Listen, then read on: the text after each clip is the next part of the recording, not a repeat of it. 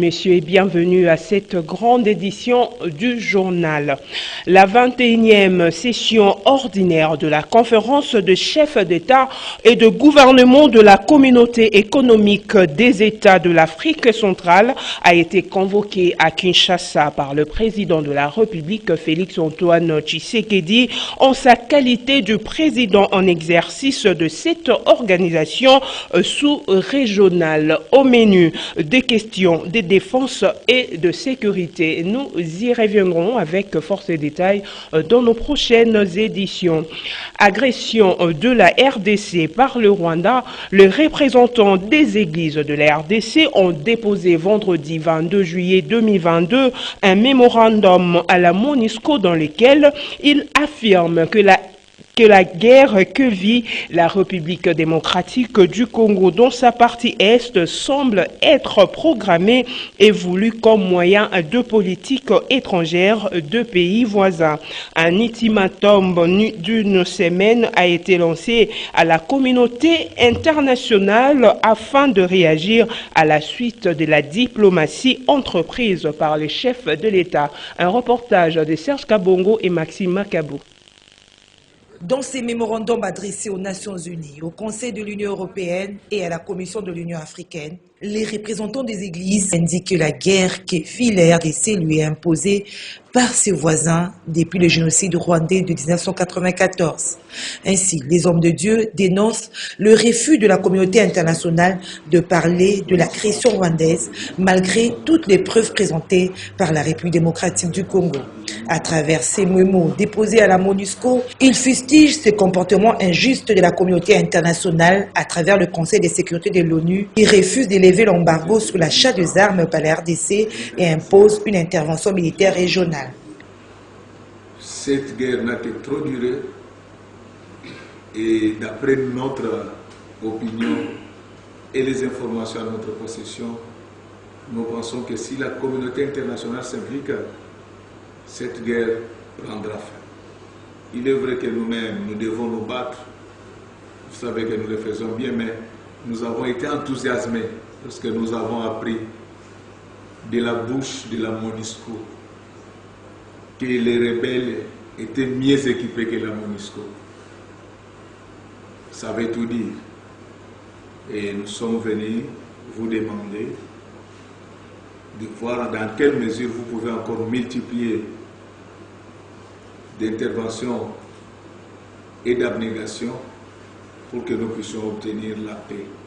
C'est ça en fait notre démarche. Nous pensons que l'heure est arrivée pour que le Congo démarre avec la géopolitique des églises. Je pense que c'est le condensé de notre mémo et notre supplique, c'est que vous puissiez faire tout ce qui est en votre pouvoir, parce que nous savons que vous en avez les moyens. Comme vous-même, vous avez constaté sur terrain que les rebelles sont mieux outillés que la MONUSCO, je pense que vous pouvez voir dans quelle mesure vous pouvez contribuer pour que les sang ne cesse de rouler. Par conséquent, les serviteurs de Dieu exigent entre autres la convocation du Conseil de sécurité extraordinaire, la levée de l'embargo sur les achats d'armes en faveur de la RDC, rejet de l'intervention militaire au risque d'aggraver la situation et d'éterniser la présence de ces militaires étrangers en RDC, le retrait immédiat et neutralisation des troupes et rebelles étrangers ayant exporté leur guerre en République démocratique du Congo. Au regard de ce qui précède, un ultimatum d'une semaine a été lancé à l'ONU pour répondre à leurs requêtes, faute de quoi tous les chrétiens et croyants de la RDC seront appelés à une forte mobilisation pour exiger ce qui leur revient de droit en vertu de la providence de Dieu. Et puis parmi les serviteurs de Dieu, signateurs de ces mémorandums, figurent les patriarches Barouti, Bishop Emikoutino ainsi que le général Soni Kafuta. Serge Kabongo leur a tendu le micro au sortir du quartier général de la MONUSCO. Suivez. Nous sommes venus comme au stade, tous les chrétiens étaient réunis. C'est aussi la volonté du président de la République, le président Félix. Nous sommes venus ici parce que nous voulons qu'il y ait la paix à l'est de notre pays. Donc, nous avons dit à la MONUSCO que la MONUSCO fasse son travail. Et la MONUSCO a répondu très bien. Ils sont maintenant un peu pour nous mobiliser pour qu'ils fassent ce travail-là et qu'il y ait la paix à l'est de la République démocratique du Congo. But, nous voulons l'indépendance totale pour notre nation. Nous voulons que la paix soit totale. Et nous croyons que, par la grâce de Dieu, nous les hommes de Dieu, le Seigneur nous a exaucés. Depuis le stade, et là, on est en train d'accomplir tout ce qu'on a fait comme prière et nous sommes en train de défendre la cause pour libérer notre nation. Parce qu'une cause, il faut la défendre.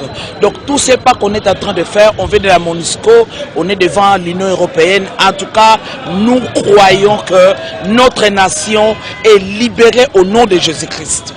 Amen. Je bénis la République démocratique du Congo. Amen. Bon, vous savez que notre pays est en guerre. Nous avons commencé par la prière qui a été initiée par la diaconesse et intercesseuse Madame Adèle. Et nous soutenons nos forces armées de la République qui travaillent sous le drapeau pour la défense de l'intégrité de notre territoire. Et nous soutenons la diplomatie du chef de l'État qui s'est engagé pour la paix dans cette nation. Et voilà toutes les personnalités religieuses, toutes les générations confondues et les confessions religieuses, nous avons observé cette passivité de la communauté internationale eu égard au dossier des conflits et la guerre à l'Est. Et voilà comment nous sommes venus déposer notre mémo pour montrer notre indignation et surtout élever notre voix afin que l'ONU, par la MONUSCO bien sûr, puisse s'exécuter convenablement et enfin de ramener la paix dans notre nation. Changeons de chapitre, 70e anniversaire de l'indépendance de l'Égypte. L'ambassade de l'Égypte en République démocratique du Congo a organisé ce samedi 23 juillet 2022 une grande manifestation qui a connu la participation de la vice-première ministre de l'Environnement et Développement durable. Occasion pour Eve Bazaïba Massoudi de revenir sur les travaux préparatoires de la 27e conférence de parties signataires de la Convention cadre des Nations Unies sur les changements climatiques pré-COP 27. Suivez. 23 juillet 1952, 23 juillet 2022, 70 ans jour pour jour que la République arabe d'Égypte accédait à sa souveraineté nationale et internationale. À l'occasion, une grande cérémonie a été organisée ce vendredi 23 juillet à l'ambassade égyptienne en République démocratique du Congo, au cours de laquelle la vice-première ministre, ministre de l'Environnement et Développement durable, est revenu sur la collaboration bilatérale entre les deux pays, notamment en ce qui concerne les travaux préparatoires de la 27e conférence des parties signataires de la Convention cadre des Nations Unies sur le changement climatique pré-COP 27. Ces travaux qui précèdent la COP 27 proprement dite, prévue en novembre prochain en Égypte, est subdivisée en deux segments. La réunion des scientifiques du 5 au 7 septembre à Yangambi dans la province de la Chopo et la réunion des ministres du 3 au 5 octobre à Kinshasa. Le partenariat entre l'Égypte et la République démocratique du Congo, oui. Non seulement parce que nous sommes des pays africains, aujourd'hui vous vous rendez compte que nous partageons même les dates importantes et symboliques, la date du 30 juin, mais c'est extraordinaire ça.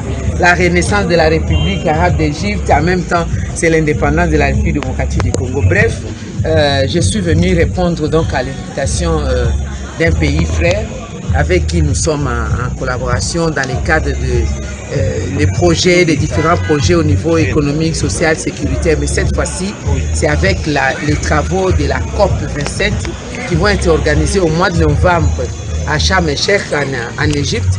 Mais les travaux préparatoires, c'est en République démocratique du Congo. Cette rencontre s'est tenue en présence de plusieurs ambassadeurs accrédités en RDC et autres autorités du pays.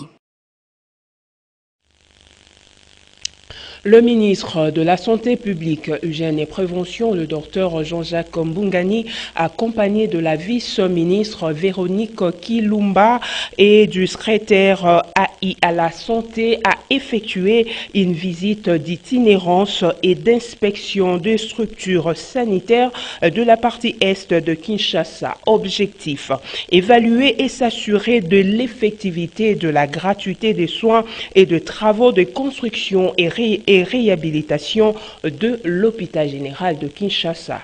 Reportage. C'est contenter de lire dans un bureau climatisé les différents rapports sur le fonctionnement des différents services de son secteur ne suffit pas pour le ministre de la Santé publique, Hygiène et Prévention. D'où cette visite d'itinérance et d'inspection des structures sanitaires de la partie est de Kinshasa. Entre autres objectifs, contribuer à la matérialisation de la vision du chef de l'État en lien avec la couverture santé universelle, en s'assurant que les femmes et les nouveau-nés de la ville de Kinshasa bénéficieront de l'accès gratuit aux soins prénatals, aux accouchements, soins post-natal et néonatal de qualité et répondant aux normes en la matière.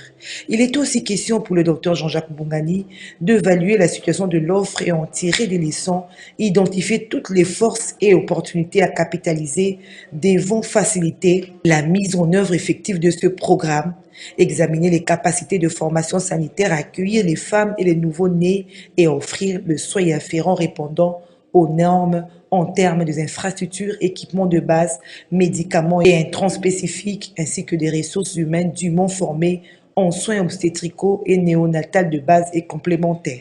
Ainsi, pour cette première ronde de la visite, le ministre Jean-Jacques Mbungani et sa délégation ont été tour à tour aux hôpitaux et centres hospitaliers de référence des Kikimi au quartier Mikondo-Njoko, au centre hospitalier de Kingasani, ex-hôpital de Masseur, dans la commune de Kimbate qui est à l'hôpital Roi-Baudouin 1 et à l'hôpital Biamba-Marie Mutombo, dans la commune de Massina, jusqu'à l'hôpital Sino-Congolais, hôpital général de référence de Ndjili, ex-Mama Mobutu.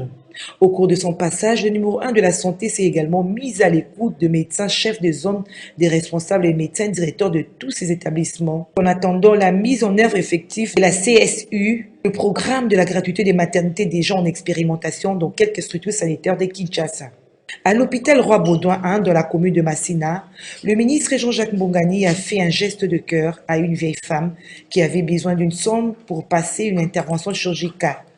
Toujours généreux, le patron de la santé l'a remis sous le champ une enveloppe pour se faire soigner.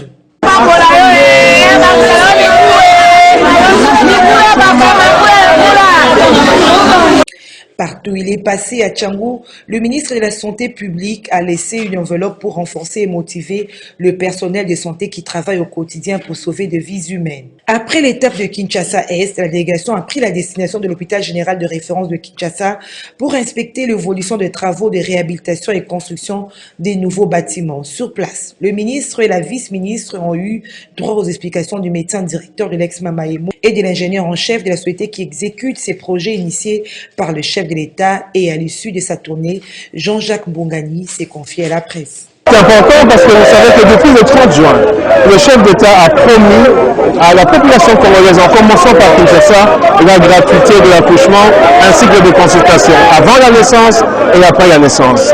Alors aujourd'hui, nous sommes venus faire l'état des lieux. Nous avons constaté que 9 zones de santé dans la ville province de Kinshasa font déjà de la gratuité de l'accouchement et des consultations prénatales et postnatales. À Mamaemo, l'hôpital général de référence de Kinshasa, pour voir l'évolution des travaux. Nous promettons à la population congolaise que d'ici décembre, les nouveaux bâtiments des urgences de la morgue seront disponibles et d'ici juin 2023, le nouvel hôpital de référence de la ville province de Kinshasa sera inauguré pour soigner les populations locales. Il faut souligner que le docteur Jean-Jacques Mbungani est le tout premier ministre national de la Santé à mettre ses pieds à la zone des Kikimi, au centre hospitalier de Kingasani et à l'hôpital général de référence Ndjili depuis que le Congo existe. d'un ministère à un autre. Sachez que le ministre de l'enseignement primaire, secondaire et technique, Tony Mwaba, a officiellement clôturé l'année scolaire édition 2021-2022, ce samedi 23 juillet 2022. Ainsi, dans son message, Tony Mwaba est revenu sur les différentes réalisations effectuées au cours de cette année, notamment les champs d'application de la gratuité de l'enseignement et de la prise en charge par le gouvernement de 2 65 155 nouvelles unités. Reportage de Serge Kabongo et Maxime Makabou.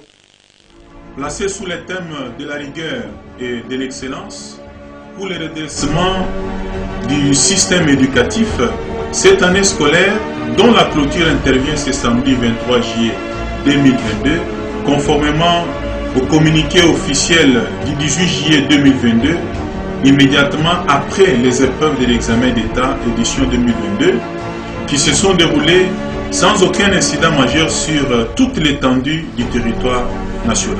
Mesdames et messieurs, l'année scolaire qui vient de s'achever a eu, comme vous le savez, un début difficile à la suite d'une grève sans merci qui s'est finalement soldée par la signature de l'addendum au protocole d'accord de Bibois signé à Bouela Lodge le 19 novembre 2021. Malgré ces débuts tumultueux, cette année aura été également celle au cours de laquelle notre ministère a connu beaucoup de réalisations, de nombreux autour de 48 actions à ce jour et jamais connues auparavant. Au nombre de ces réalisations, je peux épingler notamment la clarification du champ d'application de la gratuité au niveau de l'enseignement primaire public, laquelle a permis aujourd'hui plus de 4 millions d'enfants de regagner les parcours scolaires en dépit de nombreux obstacles dressés essentiellement par ceux qui avaient fait de ce secteur vital un secteur marchand et continuent à considérer la mise en œuvre de cette réforme comme une déclaration de guerre. La prise en charge par le Trésor public, cela avec les efforts propres du gouvernement de 265 355 enseignants nouvelles unités, aussi bien du niveau maternel, primaire que secondaire, sans oublier les personnels des bureaux gestionnaires. Cette vague successive de prise en charge du personnel de la Craie Blanche a porté à 65% le taux d'accroissement des effectifs des agents payés du sous-secteur de l'EPST. La révision à la hausse des salaires de tous les enseignants, l'octroi des indemnités de transport et de logement aux enseignants des chefs-lieux de province, l'octroi de la prime de la bourse à ceux des territoires, ainsi que le paiement de la prime de la gratuité aux enseignants du primaire. Par conséquent, le salaire d'un enseignant a connu une augmentation de 144%. Le réajustement des frais de fonctionnement des écoles primaires qui ont connu une augmentation faisant passer de 45 000 francs congolais à 200 000 francs congolais pour les écoles de moins de 11 classes, soit une augmentation de 344%. Éco-parti politique, à présent, le président national du Mouvement pour la libération de conscience, MLCO, Maître Zorobabel, a accordé ce samedi 23 juillet 2022 une audience à la délégation de lignes ancestrales de Noirs en Afrique, ANAF, conduite par son représentant légal. Au menu des échanges, s'imprégner de la mission de cette formation politique en vue de préparer les élections à venir. Bonandinga et Dadi Kusaka. C'est tête-à-tête entre le président national Djemelko et le représentant légal de la NAF marque en quelque sorte un tournant important dans le combat contre les impérialistes. Le mouvement pour la libération de conscience MLCO vient d'être rejoint. C'est samedi 23 juillet 2022 dans son combat qui vise à sortir, selon Maître Zorobabel, son initiateur, le Congolais de dépendance spirituelle. Au cours d'une rencontre de prise de contact organisée au siège national de ces partis politiques du centre, Koko Kimbangu Munanga, représentant légal de l'Union ancestrale des Noirs en Afrique, a clairement expliqué le sens de sa démarche qui, selon lui, prépare la voie à une adhésion formelle en vue des échéances électorales à venir. Président ya MLCO na MLCO yango moko ezali ko promouvoir mingi ba valeurs spirituelles, surtout mingi libération ya conscience pe ko défendre surtout ko bundela mingi penza indépendance totale. Batu kutu ba misusu bazoluka bazala atane 1 million de personnes. Ba pesi bambongo ba se ba campagne pour bazo 1 million de personnes. L'ina ancestral azana plus de 5 millions de personnes. Aza très fier na yango. Tant que comment on a bon mon abo après résultat au l'ina ancestral ndenge ko tcha batu nango na nzela MLCO ndenge pe ba ko bimande ba okende ko ya ko sala. Content de cette initiative, le numéro 1 d'MLCO, Maître Zorobabel Moulang, revient ici sur sa vision. C'est ça le combat que nous avons. Du point de vue politique, nous avons déjà écrit, nous n'avons pas peut-être été écoutés parce qu'on ne voyait pas les gens derrière nous. Nous avions demandé l'institution du ministère des Affaires religieuses, que notre jeunesse puisse sortir de la culturation. S'agissant des élections, nous sommes totalement d'accord et nous sommes fiers de notre partenaire et nous allons cheminer ensemble. Pour ceux qui sont encore dehors, nous vous demandons de nous rejoindre, de venir. Évidemment, pas les gens cupides qui ne voient que le pouvoir et l'argent. Nous voulons changer le monde, nous voulons changer l'Afrique, nous voulons changer la RDC. Donc, je pense que la rencontre d'aujourd'hui est une première, mais pas une dernière. À noter que cette rencontre de prise de contact, certes symbolique, s'est déroulée dans un climat convivial.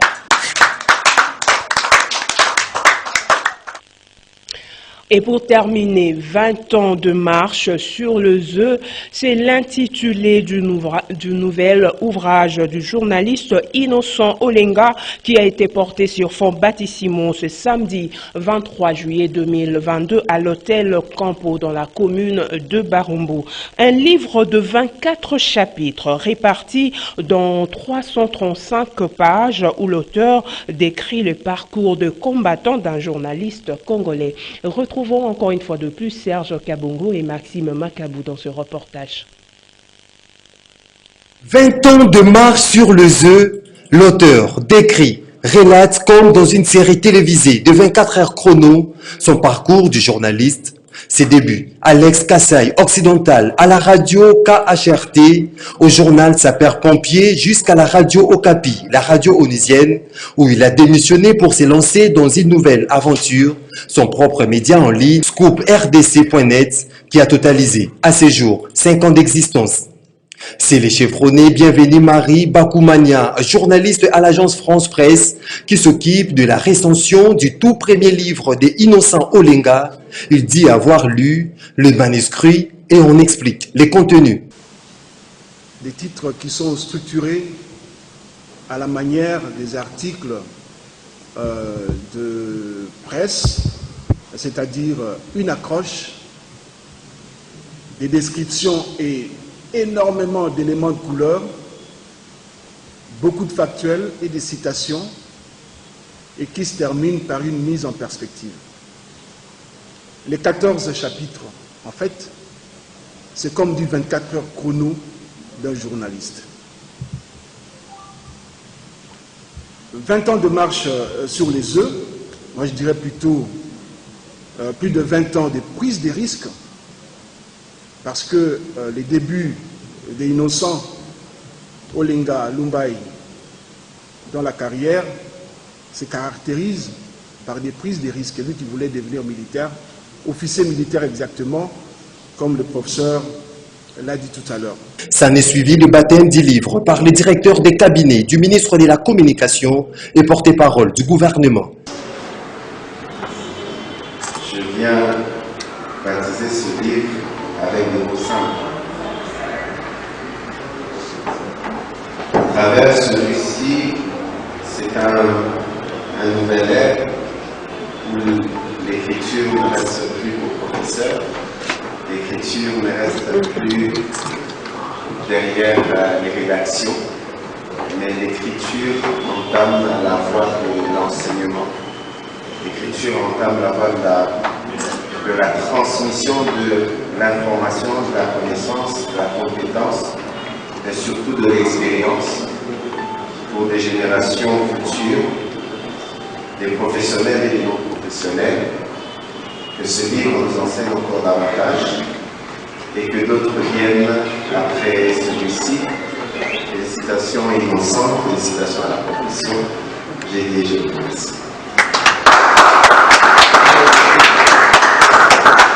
« 24 chapitres répartis dans 335 pages où l'auteur développe d'autres qualités, ses rapports souvent en dents de scie avec certaines autorités politico-militaires sous Afdel, la nébuleuse des groupes armés, le 1-23 et les négociations des Kampala, autant des titres à lire dans ses livres édités. Édition Édilivre à Paris en France. Ce journal est terminé, mesdames, messieurs. Merci de l'attention accordée. Au revoir.